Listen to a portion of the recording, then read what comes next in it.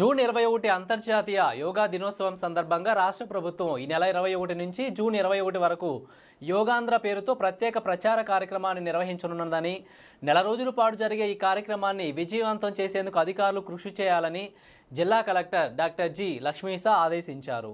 యోగాంధ్రపై collector Lakshmisha మంగళవారం collectorate నుంచి అధికారులతో టెలికాన్ఫరెన్స్ నిర్వహించారు.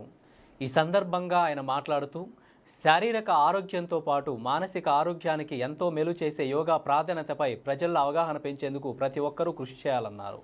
అన్ని ప్రభుత్వ కార్యాలయాలలో యోగా సంబంధిత కార్యక్రమాలు నిర్వహించాలని, ఉద్యోగులు సిబ్బంది కూడా కొంత సమయం పాటు యోగా సాధన చేయాలని అన్నారు.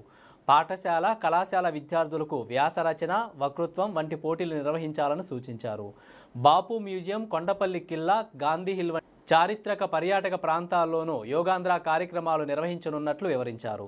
రెవెన్యూ, పంచాయతీరాజ్, మున్సిపల్, వైద్యం, ఆరోగ్యం ఇలా అన్ని శాఖల అధికారులు సమన్వయంతో పనిచేసి యోగాంధ్రను విజయవంతం చేసేందుకు కృషి చేయాలని కలెక్టర్ లక్ష్మీసా సూచించారు.